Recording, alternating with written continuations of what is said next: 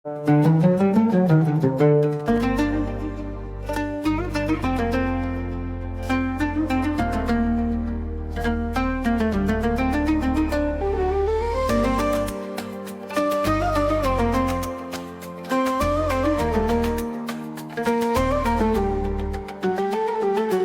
শটে তো দেখেই ফেলেছো যে আজকে কি মজা হতে চলেছে। তো সবাইকে welcome to our my channel artist Rajib. Hey guys, আসসালামু আলাইকুম, আমি আর্টিস্ট রাজীব। তোমরা অবশ্যই অ্যাকশনে দেখে ফেলেছো আজকে কি হতে চলেছে। তারপরে চলো রেডি হতে হতে তোমাদের একটি গল্প শুনিয়ে দেই যে আজকে আমি কোথায় যাব। আমি আছি রাজশাহীতে নতুন ভ্লগে তোমাদেরকে স্বাগত। তো আজকে প্রথমত আমরা যাব মাস্টার শেফ। রাজশাহী মাস্টার শেফে আমাদের একটি বিয়ের প্রোগ্রাম শেষ করে আমরা চলে যাব রাজশাহী টিবাদ ঘোরা শেষ করে আমরা চলে যাব পদ্মা নদী পার হয়ে ওপার, যেখানে বাংলাদেশ এবং ইন্ডিয়ান বর্ডার রয়েছে এবং তার আগে পদ্মা নদীর মাঝে একটি চর আছে। সেই চরের ভিউ বাই সাল্লাই ফর ইউ। চলো সাহারা মরুভূমির মতো ফিল নিতে পারবো ওই জায়গায়। এবার বলো এই শার্টটা পরে আমাকে কেমন লাগছে। এই শার্টটা আমাকে আমার এক বড় আপু গিফট করেছে। মাশাআল্লাহ, শার্টটা দেখতে অনেক সুন্দর এবং আমাকে পরেও খুব মানিয়েছে। আমি এবার ভাবলাম এই শার্টটা যদি পরে আমি বিয়ের প্রোগ্রামে যাই এবং বিয়ের প্রোগ্রামে যতগুলো মেয়ে মানুষ আছে সব যদি আমার উপর আবার ক্রাশ খেয়ে হার্ট অ্যাটাক করে বসে, তাই তো আমি আমার শার্টটা চেঞ্জ করে নিলাম। আর এই শার্টটা আমার জুতার সাথে ম্যাচ খাচ্ছিল বলে আমি এই শার্টটা আরো পরেছি। আর এদিকে সবাই রেডি হচ্ছে আর আমার এক ছোট বোন তো রেডি হয়ে আগে থেকেই বসে আছে। এরপর আমরা বাসার বাইরে অটো খুঁজে অটোকে নিয়ে চলে গেলাম রাজশাহী মাস্টার শেফের উদ্দেশ্যে।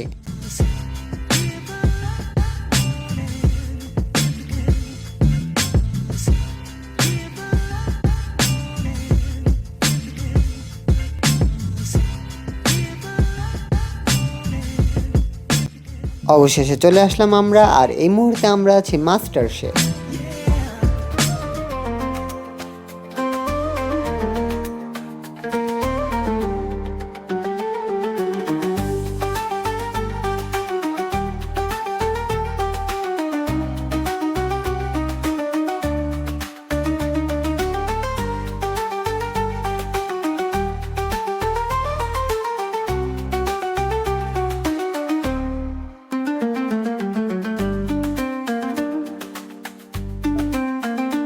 তো গাইস, মাস্টার শেফ বিয়ের প্রোগ্রামে এসে বেশি এন্ট্রি দেব না, জাস্ট এখানে এসেছি, দেখেছি জামাই বউ এবং খাওয়া দাওয়া শেষ করে মাস্টার শেফ ছেড়ে আমরা চলে যাব টিবাদ।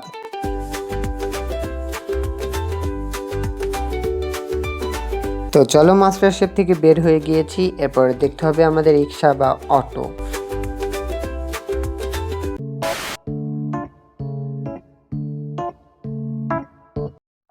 তো গাইস, আমরা বর্তমান সময় দাঁড়িয়ে আছি রাজশাহী টিবাদ মেন গেটের সামনে। এখানে দেশি ও বিদেশি নানান ধরনের মানুষের আনাগোনা চলে প্রতিনিয়ত।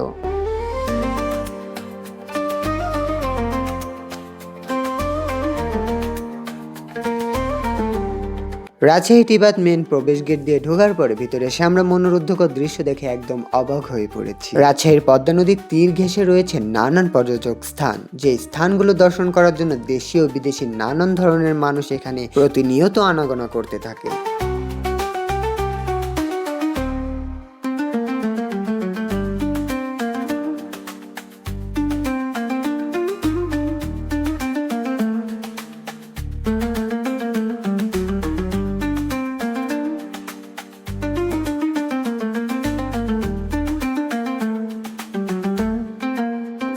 এরপরে আমরা চলে যাচ্ছি নিচ দিকে, যেখানে রয়েছে অনেক নৌকা এবং আমরা নৌকাতে করে চলে যাব রাজশাহী পদ্মা নদী পার হয়ে ওপার, যেখানে একটি চর আছে আর তার ওই পাশেই রয়েছে বাংলাদেশ ইন্ডিয়ান বর্ডার। আর ওই পারে গিয়েই হবে আমার আসল মজা। জানি না ভিডিওতে আমি ঠিক দেখাতে পেরেছি কিনা, বাট ওই পারে গিয়ে আমার সব থেকে বেশি মজা লেগেছে।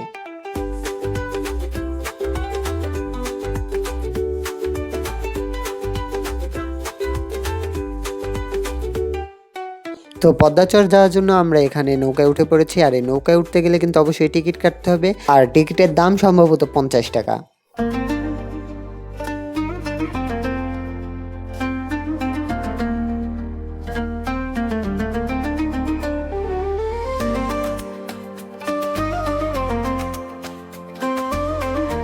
তো গাইস তোমরা দেখতেই পারতেছো যে আমি নৌকার উপরে বসে আছি, আর যেহেতু আমি একজন ভ্লগার, সুন্দর কিছু দেখা মাত্রই আমার ভিডিও করার কাজ। এখানে আমি এসেছি ঘুরতে ফিরতে, এবং আমি চাই আমি যেটা দেখি সেটার জন্য তোমরাও দেখতে পারো। তাই তো তোমাদের জন্য রেগুলার এভাবে একটি ভ্লগ নিয়ে আসার চেষ্টা করি। আর তোমরা অবশ্যই এরকমভাবে আমাকে অনেক অনেক সাপোর্ট করো, অনেক অনেক ভালোবাসা দাও, এবং আমার ইউটিউব চ্যানেলটিকে সাবস্ক্রাইব করে দাও প্লিজ।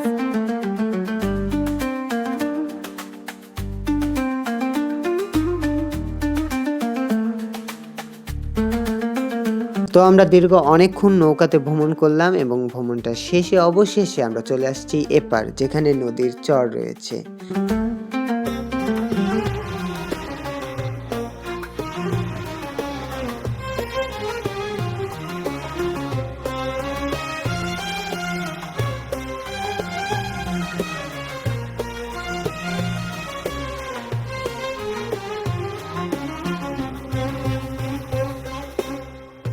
তো এই পারে এসে তো আমি বিন্দাস ঘোরাঘুরি করছি, মজা করছি, লাফালাফি করতেছি, আর আমার সেই বোনটা আমাকে ভিডিও করে দিচ্ছে। আর দেখুন শুধু একবার এখানকার ভিউ কত সুন্দর ভাই। আর ওই পারেই রয়েছে ভারত, মানে ইন্ডিয়ান বর্ডার, আর এখানে আমরা দাঁড়িয়ে আছি, আর এখানে আমি বালু উড়াচ্ছি। এবং আমি ভাবলাম যেহেতু সুন্দর বালু আছে এখানে, তাই আমি আমার নামের একটি সিগনেচারটা দিয়ে যাই।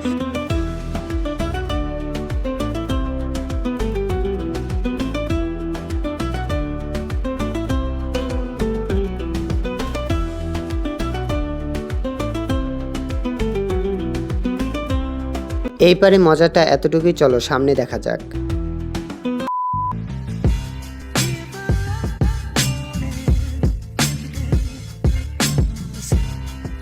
তো আমরা আবারও সেম একইভাবে চলে আসছি এপার, যেখান থেকে আমরা রওনা দিয়েছিলাম। এবং দীর্ঘ এই লম্বা সিঁড়িটা পার হয়ে উঠতে উঠতে দেখেন শুধু সবার অবস্থা একদম টাইট হয়ে গিয়েছে। আর ওই পারে একদম মরুভূমির মতো গরম ছিল, তাই তো আমরা এই পারে এসে ঠান্ডা পানি কিনে নিলাম। আর এখানে যাওয়ার সময় দেখে গিয়েছিলাম কিছু মাটির ব্যাংক, আর আমার মাটির ব্যাংক দরকার ছিল একটা, কারণ এখানে আমি 5 টাকা করে জমানোর জন্য ট্রাই করছিলাম। আর কোনোদিন ভাই আমি জমাতে পারবো না, তারপরে আমার পছন্দ হলো বলে কিনে নিলাম। আর আমরা অবশেষে বের হয়ে গেলাম টিভার থেকে, এবং টিভাদের পিছনেই রয়েছে আমাদের রাজশাহী চিড়িয়াখানা। রাজশাহী চিড়িয়াখানার ভ্লগ পেতে চাইলে অবশ্যই কমেন্ট করে জানাও। ভাই জানোই আমরা অনেক রোদের ভিতরে ঘুরেছি, অবশেষে একটি রেস্টুরেন্টে এসে কোল্ড কফি খাওয়ার জন্য বসছিলাম। তবে এই বেডি মানুষের জেলা কোথাও গিয়ে শান্তি নেই, ওরা এখানে এসে বকবক শুরু করছে। এর কারণে আমি এক সাইডে বসে এদের বকবকানি শুনছি, আর কিছুই করার নেই।